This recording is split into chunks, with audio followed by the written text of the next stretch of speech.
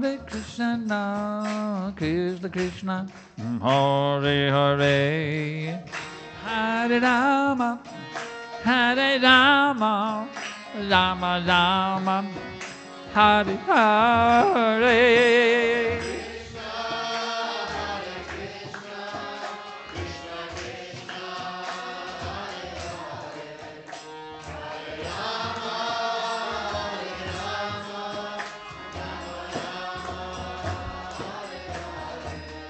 Hare Krishna, Hare Krishna, Krishna Krishna, Hare Hare, Hare Rama, Hare Rama, Rama Rama, Hare Hare.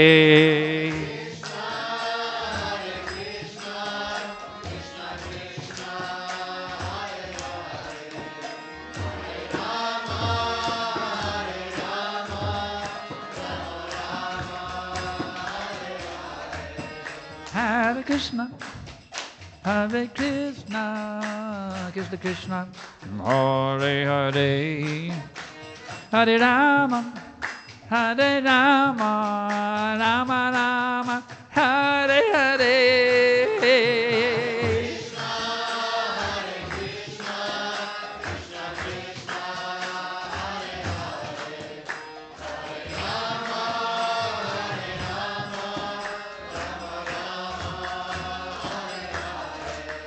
Hare Krishna, Hare Krishna, Krishna Krishna, Hare Hare, Hare Rama, Hare Rama, Rama Rama, Hare Hare.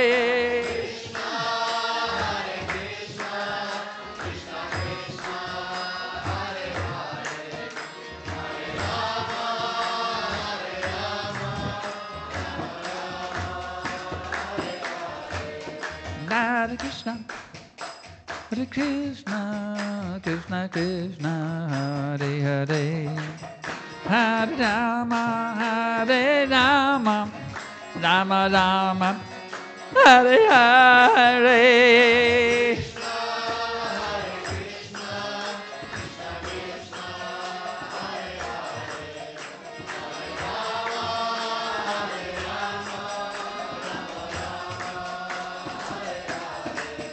Hare Krishna, Hare Krishna, Krishna Krishna, Hare Hare, Hare Rama, Hare Rama, Rama Rama, Hare Hare.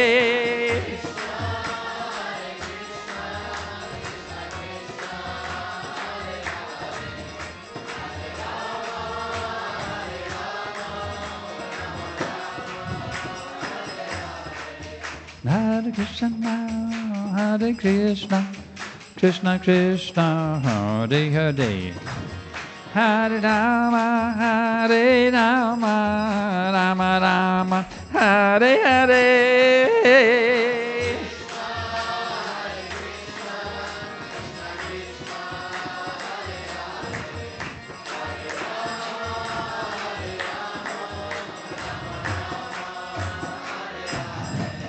Hare Krishna, Hare Krishna, Krishna Krishna, Hare Hare, Hare Rama, Hare Rama, Rama Rama, Hare Hare, Hare Krishna, Hare Krishna, Krishna Krishna, Hare Hare, Hare Rama, Hare Rama, Rama Rama, Hare Hare.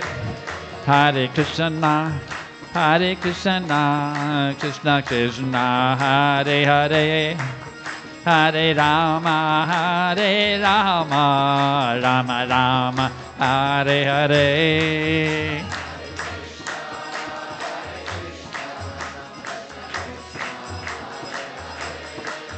Hare Rama, Hare Rama, Rama Rama, Hare Hare. Hare Krishna, Hare Krishna, Krishna Krishna, Hare Hare, Hare Rama, Hare Rama, Rama Rama, Hare Hare, Hare Krishna,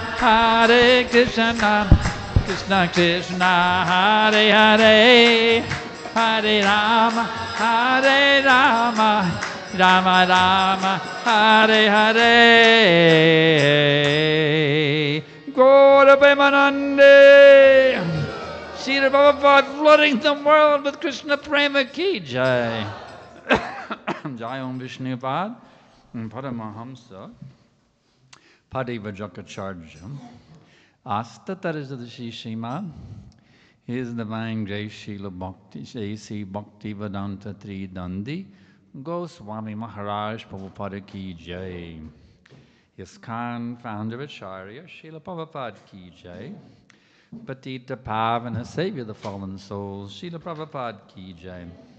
Jai Om Vishnupad Paramahamsa, Padivajrakacharya, Astatarisadasi Shima, His Divine Grace Srila A.C. Bhaktivedanta Tridandi Goswami Maharaj Prabhupada Ki Jai. Anantakoti Vaishnava Vrinda Ki Jai. Nam Acharya Srila Haridas Thakur Ki Jai. Padamsakaho Shri Krishna Chaitanya Prabhu Nityananda Shri Advaita Gadadhar Shivasari Gaura Bhaktavinda Ki Jai. Shri Shri Radha Krishna Gopi Gopinath Shamakun Radhakun Giri Govardhan Ki Jai. Vrindavan Dham Ki Jai, Mayapur Dham Ki Jai, Navadip Dham Ki Jai, Jagannath Puri Dham Ki Jai. Ganga Mai Ki Jai, Jamana Mai Ki Jai, Bhakti Devi Ki Jai, Tulsi Devi Ki Jai, Samaveta Bhaktar Vrinda Ki Jai, Gaura Premananda. All glories to the assembled devotees. All glories to the assembled devotees. All glories to the assembled devotees. All glories to Shri Shri Guru and Gauranga. All glories to His Divine Grace, Srila Prabhupada. Nama Om Vishnu Padaya Krishna Padestaya Bhutale Srimate Bhakti Vedanta Swaminiti Namane. Namaste Saraswati Devi Gaudavani Pacharine Nirvishesha Shunyavadi Pushchacha Desha Tadine.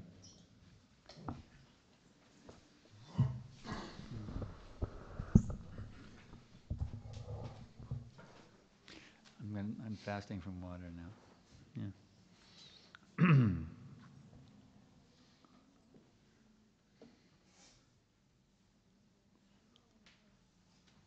So today we are reading from Srimad Bhagavatam, 3rd Canto, Chapter 22, text number 8. Un tā šodien mēs lasām no Srimad Bhagavatam 3. dziedājuma 22. nodaļas 8. pantu. Om Namo Bhagavate Vasudevaya.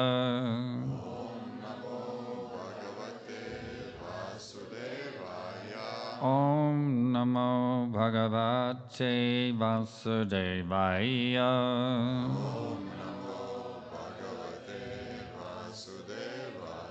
Om Namo Bhagavate Vasudevaya.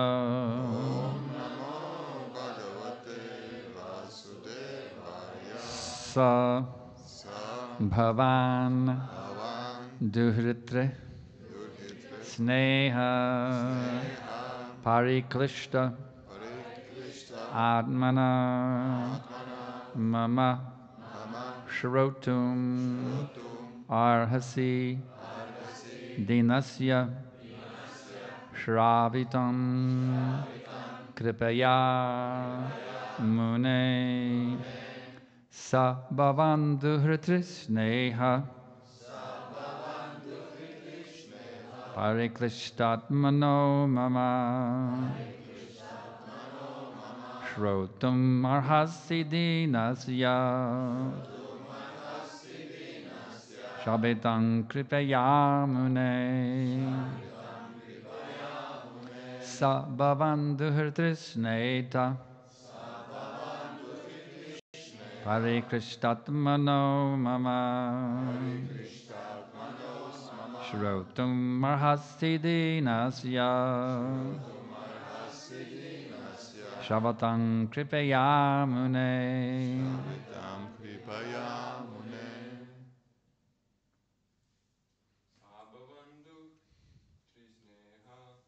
Abhavantu hitirshneha. Parikrishtatmano Mama. Shrotam Mahasiddhinasya. Shavetam Kripaya Mune. Sabhavantu Hritrisneta. Krishtatmano Mama. Shrotam Mahasiddhinasya. Shavetam Kripaya Mune. Sabhavantu Hritrisneha. Parikrishtatmano Mama. Shrotam Marhasiddhinasya. Shavetam Kripaya Mune. Sabhavantu Hritrisneha. Parikrishtatmano Mama. Shrotam Mahasiddhinasya. Shavetam Kripaya Mune. Ladies, Sabhavantu Hritisneha. Parikrishtatmano Mama. Shrotam Mahasiddhinasya. Shavetam Kripaya Mune. Sabhavantu Hritisneha. Parikrishtatmano Mama. Shrotam Mahasiddhinasya. Shavetam Kripaya Mune. Sabhavantu Hritisneha. Parikrishtatmano Mama. Shrotam Mahasiddhinasya. Shavetam Kripaya Mune. Sabhavantu Hritisneha. Parikrishtatmano Mama. Shrotam Mahasiddhinasya. Shavetam Kripaya Mune. Sabhavantu Hritisneha. Parikrishtatmano Mama. Shrotam Mahasiddhinasya. Shavetam Kripaya Mune. Sa, yourself. Jūs, Bhavan, your honor. jūsu godība, Duhitrisneha, by affection for my daughter. dēļ pieķeršanās savai meitai, Parikrishto Atmana, whose mind is agitated. kura prāts ir satraukts, Mama, my, mana, Shrotum, to listen. klausīties, Arhasi, be pleased. būt apmierinātam, Dinasya, of my humble self. ar manu pazemīgo personību, Shravidam, to the prayer. uz lūgšanām, Kripaya, graciously. žēlsirdīgi, Mune, O sage. ak zintniek, Translation and purport by Srila Prabhupada. O great sage, graciously be pleased to listen to the prayer of my humble self, for my mind is troubled by affection for my daughter. Purport. When a disciple is perfectly in consonance with the spiritual master, having received his message and executed it perfectly and sincerely, he has a right to ask a particular favor from the spiritual master. Generally, a pure devotee of the Lord or a pure disciple of a bona fide spiritual master does not ask for any favor either from the Lord or the spiritual master. But even if there is a need to ask a favor from the spiritual master, one cannot ask that favor without satisfying him fully. Swayambhuva Manu wanted to disclose his mind regarding the function he wanted to execute due to affection for his daughter. Tulkojums. Ak, diženais zintniek, tu būdams žēlsirdības pilns, lūdzu uzklausi šīs pazemīgās būtnes lūgšanas, jo mans prāts ir satraukts, tāpēc, ka es esmu pieķēries savai meitai. Skaidrojums. Kad māceklis pilnībā piekrīt savam garīgajam skolotājam un saņemot viņa uzdevumu to izpilda precīzi un no sirds, tad viņam ir tiesības lūgt noteiktu labvēlību no sava garīgā skolotāja. Parasti tīrs dieva bakta vai tīrs patiesa garīgā skolotāja māceklis nelūdz sev nekādu labvēlību no dieva vai sava garīgā skolotāja. Taču pat tad, ja ir nepieciešamība lūgt garīgā skolotāja labvēlību, tad cilvēks nevar to darīt bez garīgā skolotāja pilnīgas apmierināšanas. Svayambhuva Manu vēlējās atklāt savus nodomus attiecībā uz rīcību, uz ko viņu mudināja pieķeršanās savai meitai.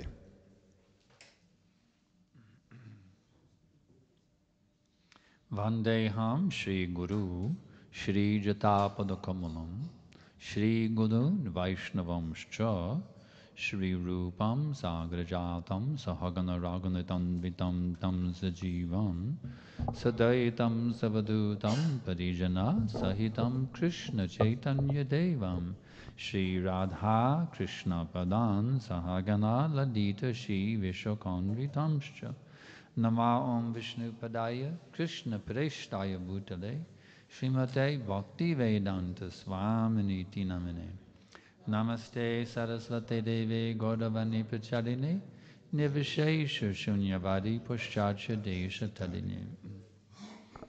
So here Srila Prabhupada has chosen a very nice word. Un šeit Srila Prabhupada ir izvēlējies ļoti jauku vārdu. The word consonance.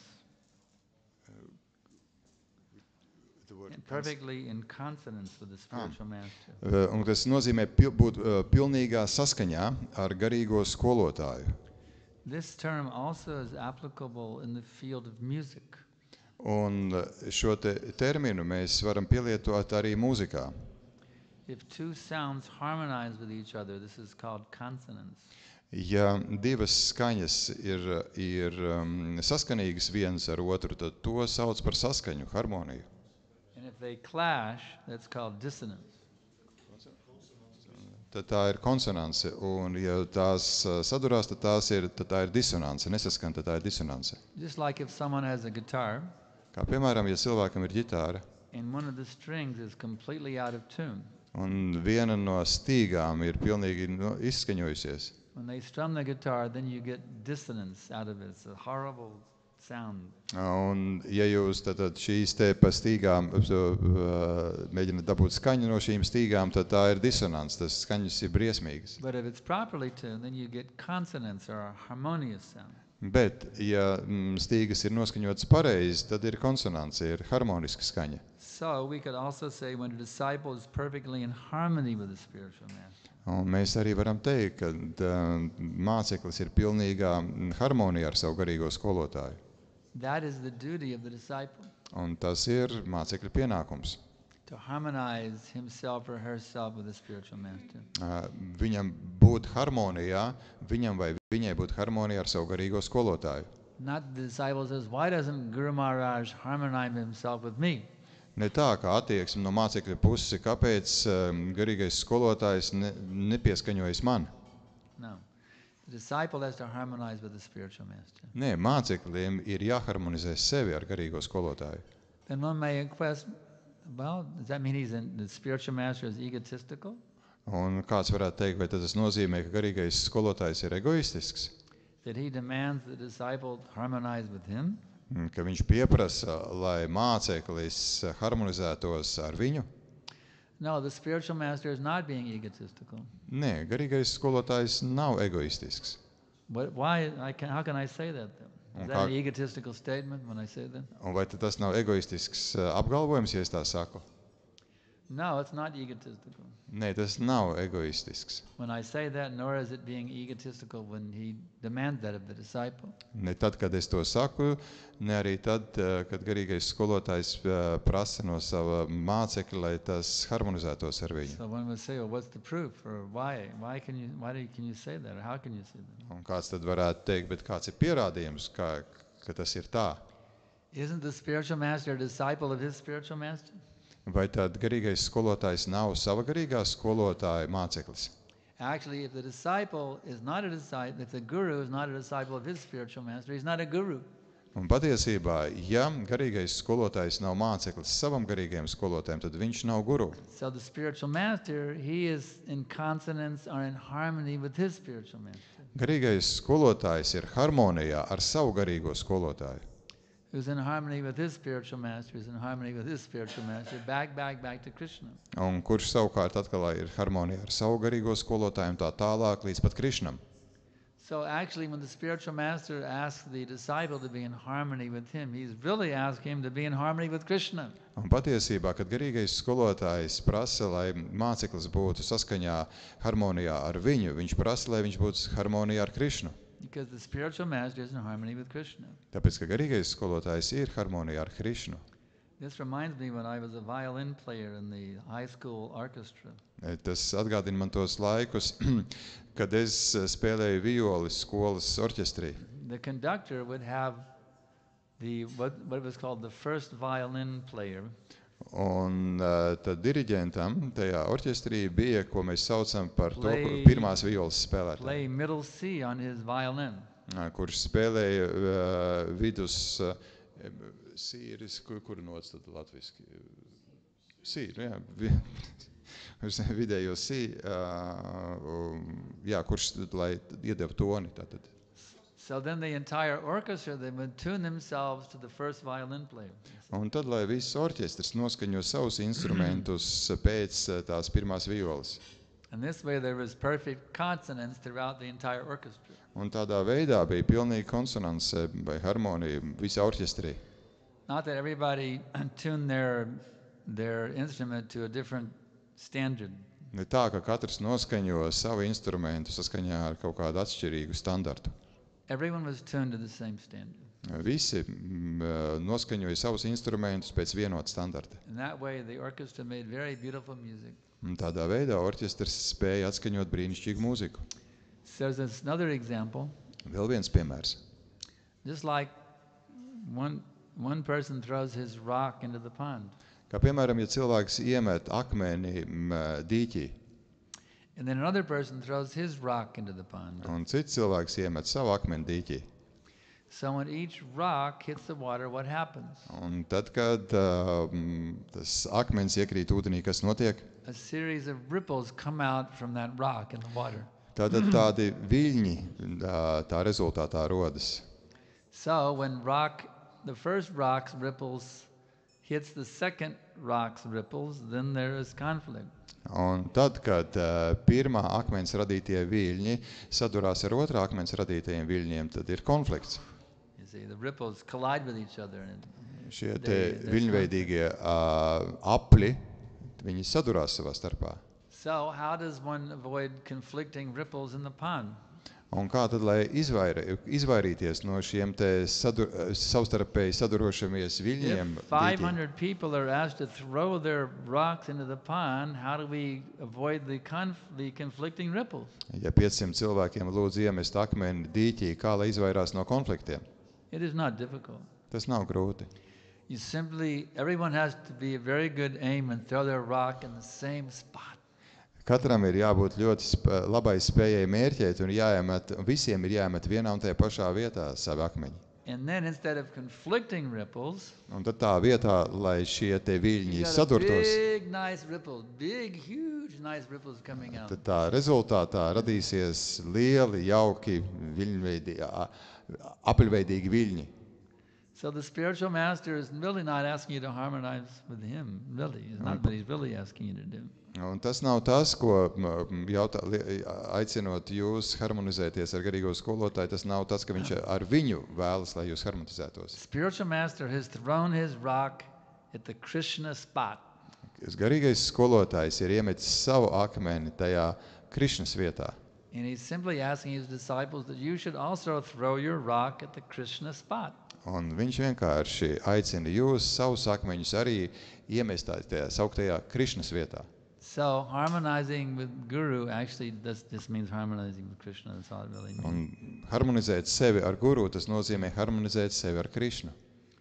So here it is stated that when one is perfectly harmonized with his spiritual master, then he can ask a favor from the spiritual master. Un šeit ir teikts, ja cilvēks ir sevi harmonizējis pilnībā ar garīgo skolotāju, tad viņam ir tiesības lūgt noteikti labvēlību no savu garīgā skolotāja. It says that one cannot ask a favor without satisfying the spiritual master fully. Un te ir teikts, ka cilvēks nevar lūgt nekādu labvēlību no savu garīgā skolotāja, ja viņš viņu nav pilnībā apmierinājis. So the question then is, when should I ask my guru for a boon? Un tad jautājums ir, kad tad man jautāt kādu labvēlību no savu garīgā How skolotāja? do I know when I'm satisfied him fully and I can ask him for a boon? Kā es varu zināt, ka es esmu pilnībā viņu apmierinājis un varu kaut ko jautāt no viņa? The safest thing is this. Un drošākā lieta ir tāda. Ask your guru for the boon that you can satisfy him fully. Jautājiet savam guru svētību, You lai can ask jūs that at any spētu time. apmierināt viņu. Even a neophyte devotee who's just got initiated. Un šādu prasību, šādu lūkšanu jūs varat izteikt jebkurā brīdī, pat to var izdarīt neofīts, kurš nav vēl saņēmis iniciāciju. Guru Maharaj, please give me the boon that I can fully satisfy you at every minute with my every thought, word, and deed in all times, places, and circumstances. Dārgais Guru Maharaj, lūdzu dodiet man savu svētību, lai es spētu jūs apmierināt ar savām domām, vārdiem un rīcību, jebkuros laikos, vietā un apstākļos. So we recommend that boon. Un mēs rekomendējam, lai jūs saņemtu šādu svētību. And when you become in perfect harmony, Un tad jūs nonāksiet pilnīgā so saskaņā. much so that you can see Krishna face to face, eye to eye, wherever you look. Un tad, kad jūs nonāksiet šajā pilnīgajā harmonijā, tad jūs redzēsiet Krišnu aci pret aci, lai kur jūs arī neraudzītos. Then you may think about asking other boons. Un tad jūs varat padomāt, varbūt paprasīt vēl kādu labvēlību, vēl kādu svētību. But until that time, Bet līdz tam brīdim you should simply ask for this one boon. jums līdz tam ir jājautā tikai šī te viena svētība. Please bless me that I can fully satisfy you. Lūdzu, svētiet mani, lai es varu pilnībā jūs apmierināt. So now I can ask if there's any questions. Un tagad es jautāju, vai ir kādi jautājumi.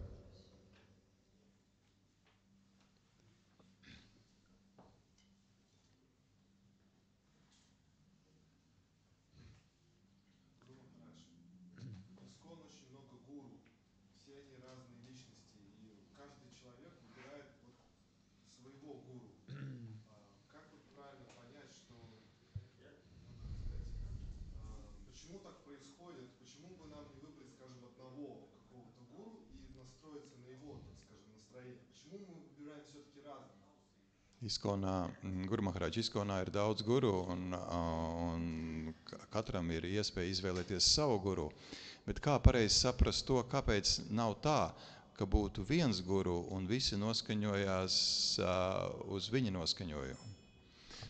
Guru Maharaj, could you kindly explain how to understand properly the fact that in ISKCON there are many gurus and one has this choice to choose any of them, but why it isn't so that there is just one guru and then everybody harmonize themselves with that one guru?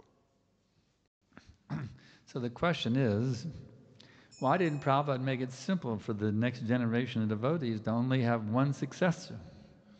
Tātad jautājums ir, kāpēc Prabhupāda to nepadarīja tā, nevienkāršoja, ka viņam būtu tikai viens pēctecis Prabhupādam. So everyone wouldn't have to agonize, which guru should I take? Un kad cilvēkiem nevajadzētu mocīties, kuru gan guru man izvēlēties. Why Prabhupada didn't name one devotee as a successor, one could ask. Viens cilvēks var jautāt, kāpēc Prabhupāda nenosauc vienu savu pēcteci tikai. And the answer is given by Lord Chaitanya. Un atbildi sniedz kungs Čaitaņa. Jare deka tarikaha Krishna upadesh amara agaya guru hoya tare desh. Lord Chaitanya ordered everyone to become guru. Kungs Čaitaņa deva norādījumu, ka katram ir jākļūst par guru. Therefore, Prabhupada ordered all of his disciples who were strictly following him to become gurus. Tāpēc Prabhupāda savukārt deva norādījumu, ka visiem viņa mācekļiem, kas pilnībā seko viņam norādījumiem, ir jākļūst par guru. Because he's perfectly harmonized with Lord Chaitanya, Tāpēc, ka viņš ir pilnīgā harmonijā ar kungu Čaitaņu, who ordered that everyone should become guru. kurš deva norādījumu, ka visiem jākļūst par guru. Therefore, there are many gurus in ISKCON. Tāpēc ir daudz guru ISKCONā. Because that is the Lord Chaitanya's order. Tāpēc, ka tas ir kunga Čaitaņas Look in norādījums. Chaitanya Leela, but there's only one guru. There were so many gurus in Chaitanya Leela. You see. Paskatieties Čaitaņa lilā, vai tad tur ir tikai viens guru, tur ir tik daudz guru tajā There were lilā. so many gurus and so many disciples of so many different gurus, but it was all one family, the Chaitanya family, you see. Tik daudz guru, tik daudz sekotāju, bet visi ir viena ģimene, Čaitaņas ģimene. So in the same way in ISKCON, you see. Tas pats ar ISKCONu. We have so many different gurus, but we're all the Prabhupada family. Mums ir tik daudz guru, bet mēs visi esam Prabhupādas ģimene. We're all united in our loyalty to Prabhupada and to the GBC body that he set up to manage our society. I lost the beginning. We're all dedicated to Prabhupada and to the GBC. Mēs esam visi vēl uzticējuši sevi Prabhupādam un GBC. It's just like in a family, you know, why everyone is not in a big family, you know, you have so many brothers. Let's say there's 5 brothers in a family, okay? Un pieņemsim, ģimenē ir 5 brāļi. Does that mean only one brother is allowed to have children? Un vai tas nozīmē, ka tikai vienam brālim ir atļauts, lai viņam būtu bērni? That only one son is allowed to have kids and the other brothers can't have any children? Is that the meaning of a family? Un tāda ir ģimenes būtība, ka tikai vienam brālim drīkst būt bērni un pārējiem ne? No, every brother can get married and have children, you see. Nē, katrs no brāļiem var apprecēties un katram var būt bērni. So similarly in ISKCON, every god brother, he can, and even, every god brother, they may even have some god sisters giving initiation, see what happens. But every god brother can give initiation if he's strictly following. Un tā, katrs garīgais brālis ISKCONā, viņam var būt sekotāji. So actually, guru means a spiritual father, so it's actually generally only men, although sometimes women do function in that role of spiritual father. Lai gan dažkārt sievietes arī veic šo te garīgā tēva lomu, bet guru nozīmē garīgais Just tēvs. like Janava Mata, she was the spiritual master of the whole Vaishnava community. She had male disciples even. Janava Mata. Kā piemēram Janava Mata, kurai bija arī mācekļi vīrieši. So sometimes also ladies become spiritual masters.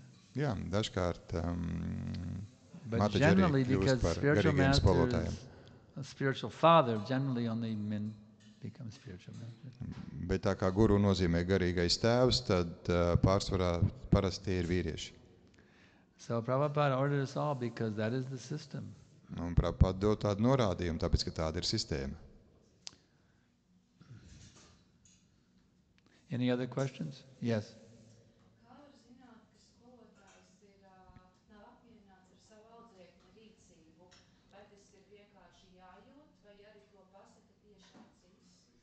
Kā var zināt, ka skolotājs nav apmierināts ar savu mācekļu rīcību? Tas ir jājūt vai to pasaka tieši acīs? How a disciple could know that the spiritual master is displeased with their behavior or what was done? Is it said directly or one just should feel it? Well, in the beginning we can't always feel perfectly. Sākumā mēs nevaram precīzi un pareizi sajust. So in the beginning, it's always good to ask, Un sākotnēji pareizi ir pajautāt. Guru Maharaj, are you pleased with me? Guru Maharaj, vai jūs esat apmierināts ar mani? In the beginning, it's always good to ask. Yeah. Sākumā pareizi ir pajautāt. But there are ways you can know for sure that you're pleasing your spiritual master. Also, even without asking. There are ways you can know for sure even without asking him. Bet ir veidi, kā jūs varat zināt to pat bez jautāšanas. It's like we sing every morning in the Gavastakam prayers. Kā no rītiem mēs dziedam Guru Vaštakam lūgšanas. When the spiritual master sees the devotees taking Bhagavat Prasadam, he becomes satisfied. Kad garīgais skolotājs redz, ka mēs baudām Bhagavat Prasadam, viņš ir apmierināts. So if you're worried about pleasing your spiritual master, Un ja jums rūp tas, vai jūs esat apmierinājusi garīgo skolotāju, take some prasadam, tad baudiet Prasadam. and then you know that he's pleased. Un tad jūs zinat, ka tajā brīdī viņš ir apmierināts ar And you jums. can chant Hare Krishna also. Un jūs varat skandēt Hare Krishna arī. You know you're pleasing him. Un tad jūs zinat, ka Thing tādējādi is, jūs if you apmierināt viņu. you study Prabhupada's teaching, the spiritual master wants you to follow Prabhupada's teachings. Garīgais skolotājs vēlas, lai jūs sekojat Prabhupādas mācībai, tad studējiet So if you Prabhupādas read mācību. Prabhupada's books and you sincerely follow them, he's pleased. Un ja jūs lasāt Prabhupādas grāmatas un no sirds tām sekojat, But tad viņš ir apmierināts. take advantage of his presence on this planet while he's still here. He can leave at any time. Bet izmantojiet šo iespēju, kamēr viņš vēl ir uz šīs planētas, jo viņš var atstāt to jebkurā mirklī. Take advantage and ask him, are you pleased with me? Izmantojiet šo Directly ask him. iespēju un tieši jautājiet, vai viņš ir apmierināts. Any other questions? Vēl jautājumi? Yeah. Gurudev, I looked up in a thesaurus for a word faithless. And it says that faithless is deliberately and abominably disloyal or likely to betray trust or confidence. But if when I look the translation in the Latvian or Russian verses, that word which is chosen clearly means either atheist or one who doesn't believe in the speaker's words, which is different meaning. Connotation is different. So one, Although they are overlapping. yeah, all they are overlapping. So what is that proper understanding of this faithless? Ashraddha in Sanskrit. Ashraddha. I will translate my question. Mans jautājums bija, mēs zinām, vienā no apvainojumiem ir izmantots vārds, ka nedrīkst neticīgajiem. Vārds neticīgajiem, kas nozīmē vai nu ateists, tas, kurš netic Dievam, vai nu tas, kurš netic runātājam. Bet skaidrojušajā vārnīcā, angļu valodas skaidrojušajā vārnīcā ir teikts, ka šī vārda nozīme ir tas, kurš apzināti nav lojāls, vai tāds, kurš būtu gatavs būtu nodot uzticību. Tā nozīme ir cilvēks, kuram nevar uzticēties. Nevis kuram nav ticības, bet kuram nevar uzticēties. Un es jautāju skolotājiem, kā tad pareizi saprast šo? Un viņš saka, tas pārklājās. Faith is unflinching trust in something sublime. Ticība ir tāda nesatricināma ticība ir kaut kas nesatricināms, kaut kam cēlam. So if you're not absolutely convinced of something, that means to a certain extent you are faithless. Un ja jūs neesat līdz galam neticat kaut kam, tad tas nozīmē, ka šajā nozīmē jūs esat neusticams. Faithless in this meaning that you are ready to If you are not absolutely convinced about something, that means that to a certain extent you are faithless. Tātad līdz noteiktam līmenim, ja jūs neticat kaut kam, jums trūks ticības. English, please. I said this is faithless in which meaning? That you are disloyal or you don't have faith? Yes, it's certainly a lack of loyalty as well. If one is, if if you have not given your heart fully to Krishna, that's a lack of loyalty, a certain degree of lack of loyalty. Ja jūs pilnībā nesat atdevis savu sirdi Krišnam, tad tas ir jums trūkst lojalitātes. So, but when we talk about this offense, which meaning is emphasized? That person could betray your trust that you talk to him, or that person is atheist. So, well, actually, the meanings are not disconnected. If we don't have absolute faith in Krishna, to a certain extent, we are atheists. Ja mums nav līdz noteiktai līmenim ticības Krišnam, tad mēs esam ateisti. I don't understand what you're talking. I'm talking about that emphasize when we say faithless, then a Latvian or Russian can understand that the person in front of you is atheist. Then you have to see what is the context of, because faithless can be used in different ways in different places. Even if you look in a dictionary, one word may have 5 or 6 different meanings. This is my question. So you have to translate it according to the context. In that offense that they don't preach to faithless. Okay, yeah. But you have to see the subtleties of the offense, not to preach the glories of a holy name to the faithless. It doesn't say don't preach to the faithless. Jā, tad necildināt svēto vārdu šim te neticīgajam vai neusticamajam. It means that the practical understanding of that is because we're told to preach to everyone by Lord Chaitanya. Kungs Chaitanya mums ir teicis, ka sludināt visiem. The practical understanding is you have to be expert. Just like everybody has a combination, the divine and demoniac natures are there in the heart of every jiva in this material world. Demoniskās un dievišķās īpašības ir katras dzīves sirdī. Everyone has a faithless and a faithless nature sitting side by side, every conditioned soul.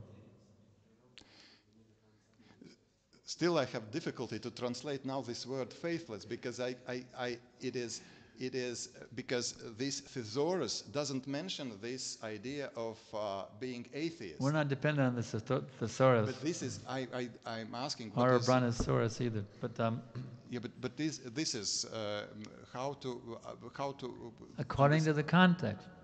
You have to understand that. You have to understand the deep philosophical meaning, and then you can easily translate. But it could be both.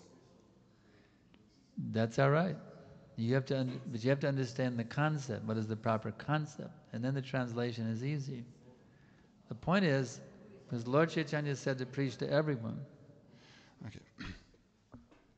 Mums ir jāsaprot konteksts, lai nodotu kādu vārda būtību. Kungs Chaitanya teica, ka mums ir jāsludina ikvienam. And we're also advised not to preach the glories of a holy name to the faithless. Un viņš tajā pašā laikā arī teica, ka mums Dieva svētā, Dieva vārda slava nav jāizplata un nav starp tiem, kuriem nav ticības. There is no injunction not to preach to the faithless because we're told to preach to everyone. Un nav norādījums tāds, ka mums nevajadzētu sludināt tiem, kam nav ticības. The faithless are the non-devotees. The faithless are the non-devotees. Tie, kas ir neticīgie, tie ir tie, kas nav bhaktas. So, what is the meaning then? Un kāda tad ir nozīme? It means you don't preach the more high-level concepts to a beginner. That's the point. Un tā būtība, ka jūs tā augstāka līmeņa koncepcijas nesludināt iesācējiem. If you're talking to a first grader, you give them 1 + 1 = 2. Ja jūs runājat ar pirmās klases skolēnu, jūs sakat 1 + 1 ir 2. You don't give them pi = r². Jūs viņam nedodat dažādas formulas. That injunction means you have to instruct someone according to their level, what they can assimilate. Un tas norādījums saka, ka jums ir jāsludina atbilstoši cilvēku līmenim tik daudz, cik viņš var uztvert. It's like a person who's been starving to death. Piemēram, ja cilvēks ir badā, if you give them a big meal, it can kill them. Un tā ārkārtīgi izbadējies, tā gandrīz ir mirstoši. Un ja jūs šādam mirstošam no bada cilvēkam iedosiet daudz ēdamā, viņš var nomirt no tā, tāpēc jums jādod ir pa gabaliņam. Un mēs visi esam neticīgie vai neusticamie. Tā šāda Prabhupada told us definīcija. in Los Angeles, Krishna had lifted Govardhan Hill, and you all are thinking maybe. Un Prabhupāda mums teica, Krišna pacēla Govardhana kalnu, bet jūs domājat, var būt. That means even the Prabhupada disciples are the faithless. Tas nozīmē, ka pat Prabhupādas mācekļi ir neticīgi. Unless one is a completely Paramahamsa, he is tinged with a certain degree of faithlessness. Un tik ilgi, kamēr cilvēks nav Paramahamsa, viņam noteikti ir kādas kripatas šīs neticības. So defining the faithless is very easy. We're all the faithless Un definēt šo te neticību ir viegli. Mēs visi esam to neticīgi varying degrees. dažādos līmeņos. So you have to then just like there's two kinds of suits you can buy. You can go to the department store and buy a suit. You can go to a tailor and buy a suit. Ir divi veidi uzvalki jums pieejami. Jūs varat aiziet lielveikalā nopirkt uzvalku vai varat aiziet pie drēbnieka. Just like you were recently in Vrindavan, I saw you having a tailor-made kurtas. Tā kā, piemēram, jūs bijāt pat Vrindavanā un pie drēbnieka pašuvāt kurtas. The same tailor I went to, you went to the same tailor, you see. Un jūs bijāt pie tā paša drēbnieka, pie kā es biju. So you can buy a generic kurta or you can have one tailor-made. Un jūs varat nopirkt tādu vienkārši veikalā kurtu vai arī varat pie drēbnieka pasūtīt. So a generic may not always fit properly. Un tā, kas ir veikalā nopērkam, nenozīmē, ka tā vienmēr But if derēs the kā tailor is uzlieta. good, it will be a perfect fit every time. Bet, ja drēbnieks ir labs, tad tā vienmēr derēs. So as preachers, we have to be tailors. Un kā sludinātāji mums ir jābūt kā drēbniekiem. We have to see the level of the person and we have to preach them accordingly. Mums ir jāsaprot cilvēka līmenis un atbilstoši tam jāsludina. Just like in Fiji at the airport, Kā piemēram Fidži lidostā. that atheist challenged me. He was looking to have a good time defeating a religious person. Un tur bija kāds cilvēks, kura izskatās, ka viņam patīk izaicināt reliģiskus He was a cilvēkus. classic faithless person. Un viņš bija klasisks, neticīgais cilvēks. And he said, "What's your philosophy?" Un viņš prasīja, kāda ir jūsu filozofija. He was just ready to pounce on me. Viņš bija gatavs, viņš uzreiz tā uzbruka man. So I looked him right in the eye Un es ieskatījos viņam acīs. and I said, "Know who you are and be who you are." Zināt, kas tu esi un būt tam, kas tu esi. So I preached to the faithless, but at his level, so he couldn't make any blasphemy. Un tā tad es sludināju neticīgajam, bet atbilst viņa līmenī. So doesn't say don't preach to the faithless. Don't preach the intimate, the more intimate, higher level knowledge of the faithless. That's what the injunction is. Un tā sludinot, viņam nedeva iespēju veikt nekādus zaimus, tāpēc nebūtu nezaimot. Otherwise, we have to stop distributing books. Un tātad norādījums nav, ka nesludināt neticīgiem, bet sludināt You think attiecīgajā Prabhupada wants us līmenī. to stop book distribution? Jo citādi tas nozīmētu, ka mēs nevaram izplatīt grāmatas. Vai Prabhupāda gribētu, lai mēs So neizplatām grāmatas? we preach to the faithless, but we don't give them beyond what they can handle. Jā, tad mēs sludinām neticīgajiem, bet mēs nedodam viņiem vairāk nekā viņi spēj So does that saprast. help you understand that we're all the faithless? Vai tas palīdz jums saprast, ka mēs visi esam neticīgie? If the connotation of the word is lack of faith, then yes. But even atheists, it applies to all of us. We're all atheists to a certain extent. Yes, Yeah, I agree with that, but this explanation emphasizes to betray, that the person could betray trust, which is different connotation. What is it? What's the definition? That or likely to betray trust or confidence.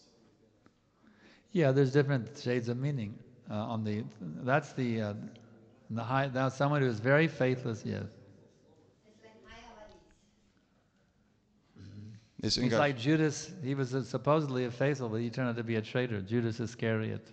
Es saku, jā, man ir pilnīgi skaidrs, ja vārda nozīme ir tas, kuram nav ticības, tad viss, ko skolotājs teica, man ir skaidrs. Es vienkārši saku, ka skaidrojušajā vārnīcā ir akcentēts tas, kurš var nodot uzticību. Skolotājs saka, jā, tas tā kā tiek uzskatīts, ka Jūdas nodeva Kristu. Words have different meanings. Sometimes they have 8 or 9 and 10 different meanings. Vārdiem ir dažādas nozīmes, un tās var būt 8, 9, 10 nozīmes. Simply have to understand the word according to the context in which it is used. Vienkārši ir jāsaprot vārds saskaņā ar kontekstu, kurā tas tiek lietots. Even by studying the sentence, you're still confused of what it means, then that means you have to understand the totality of Prabhupada's teachings, and then you can easily understand it. Un ja lasot teikumu, jūs vienalga apjūkat, tad tas nozīmē, ka jums ir jāstudē visa Prabhupādas mācība, lai tad saprastu šo teikumu kontekstā ar to. Krishna Priya Devi Dasi.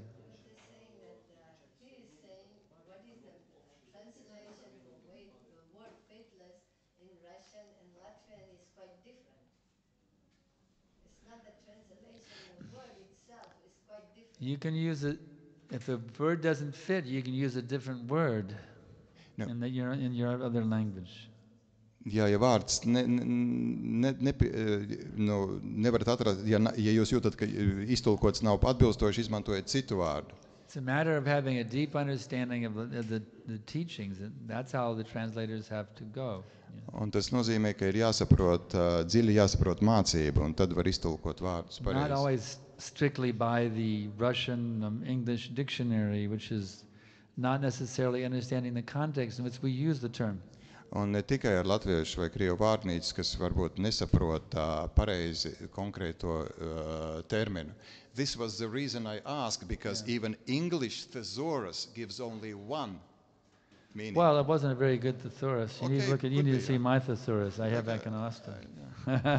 So, And like 20 different meanings, 20 different shades for every word. Yeah, your thesaurus is not very, anyway, it's a Mickey Mouse thesaurus. So it could be, but it means that this is offered as the prime meaning of the word. For certain people in certain contexts, but it's not for devotees. This is not a dictionary written by devotees. This is karmis. Yeah. This is the reason I asked. Yeah. Okay, well, since this is the last lecture, and we're a little over time, but I'm going to squeeze a few more in. Go ahead.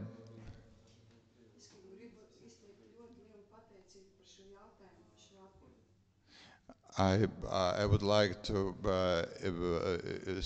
thank you for this question and the answer to this question. I would like to thank you for the answer to this question.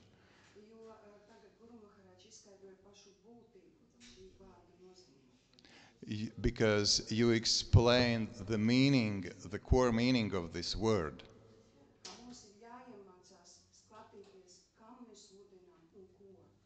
That we should learn to see what we are preaching and to whom we are preaching.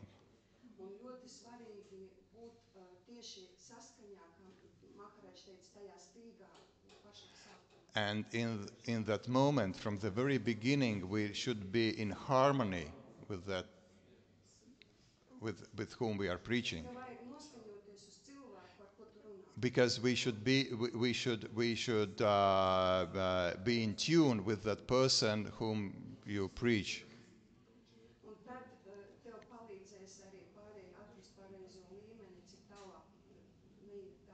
And then you will get help. The help will be given to what degree you can move. That's right. Forward. Super Soul will help. That's right.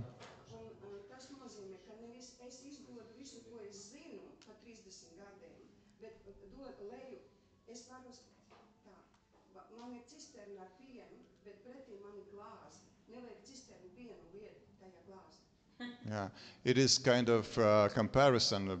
It's not like I'm giving everything I have learned for 30 years, like I have a big jar with the milk and then there is only a glass or cup, and I'm not going to pour the whole jar into the cup. Exactly, yeah.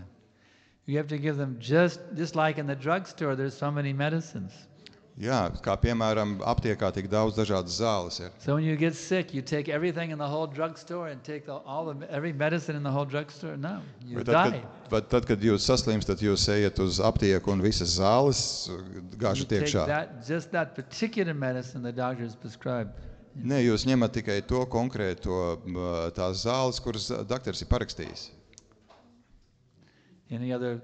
Yeah. Sakiet, lūdzu, vai ir kāda būtiska starpība starp jēdzienu patiess un godīgs? Ja nav, tad nav, bet ja ir, kāda? Patiesu.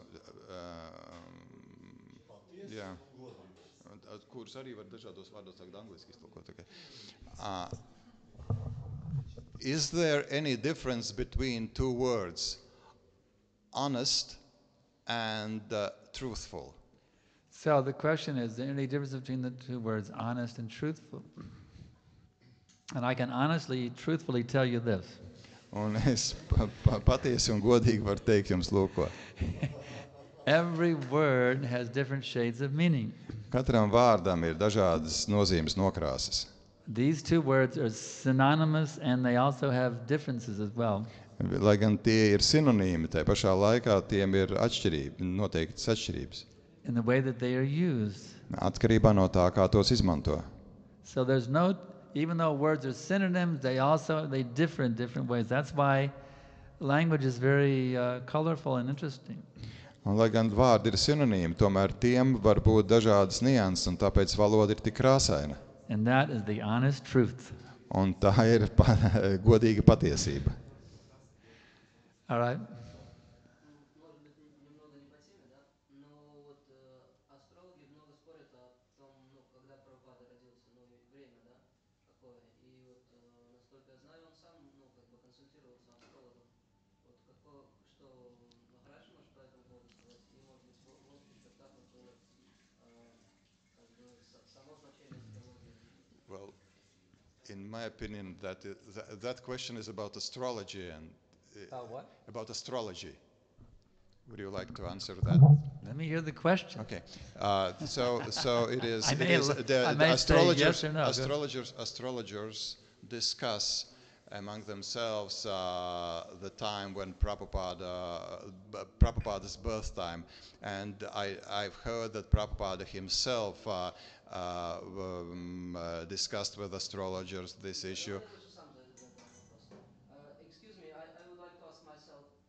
The thing is, astrologers argue about the time of Prabhupada's birth, and as I know myself, if I'm right, he consulted astrologers himself. For instance, Well, they're not sure the exact moment of what time of the day he appeared. Is that what you're asking? they argue. The thing is, From your experience, whether we know the time or not, there was an astrological reading made at the time of his appearance, which Prabhupada accepted as a bona fide astrological reading. That the astrologer at that time of his birth, there was an astrologer who gave a reading, and Prabhupada accepted that as an accurate reading. And that was the astrologer predicted he will open 108 temples, and it came true. is this reading available anywhere in? Is that horoscope available? You can go to Bengal and do some research in Calcutta. See if you can find that original astrologer's horoscope. You can go to Calcutta and do some research on that. See if you can find out the descendants of that original astrologer, who's long dead, of course. It'd be an interesting project for our ISKCON historians. If you'd like, you can take up that project.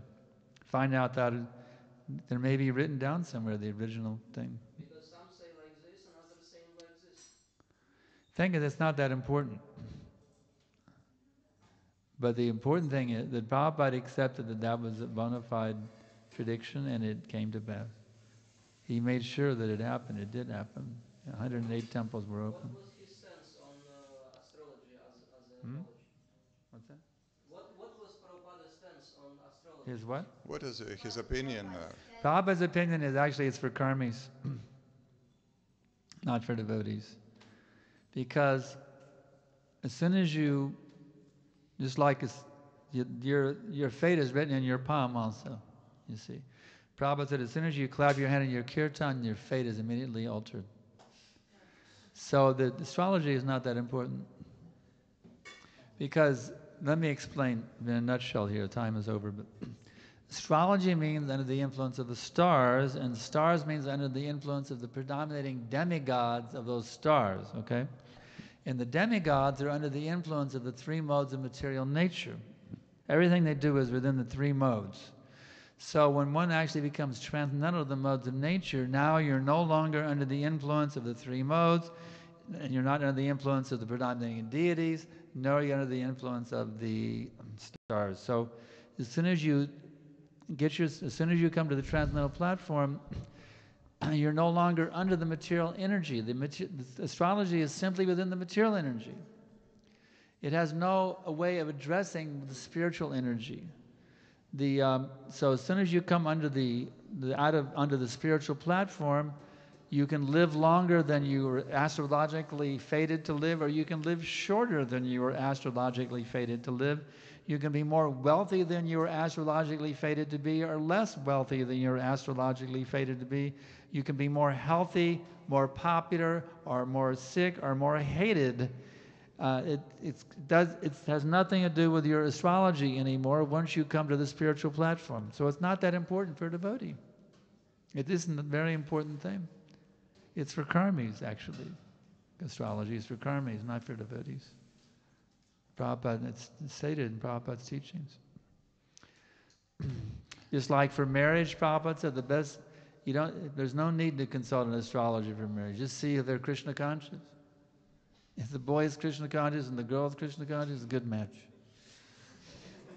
Just like my wife and astrology, we're probably 10 million light years apart.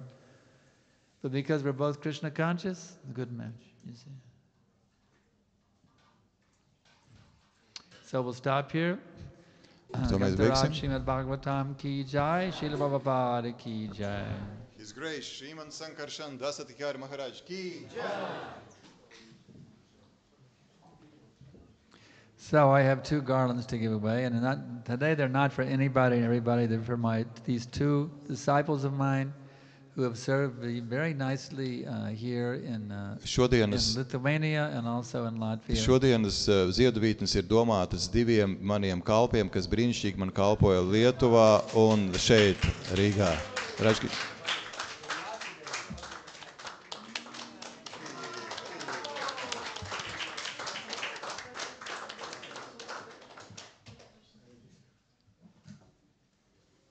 We're sending them back to Lithuania. But next time you're welcome. Got it. Here you go. You're the first one.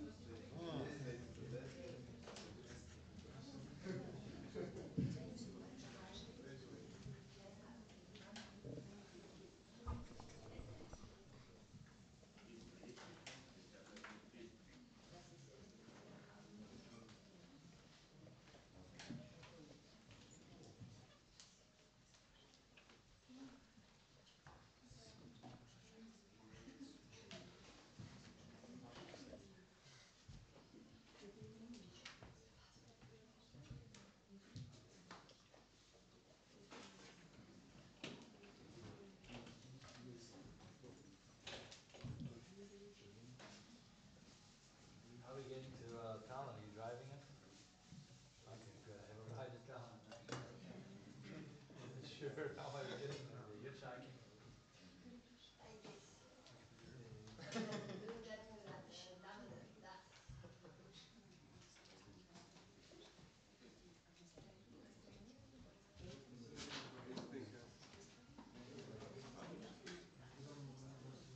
Visi saņēma, nāciet tos, kas vēl nav.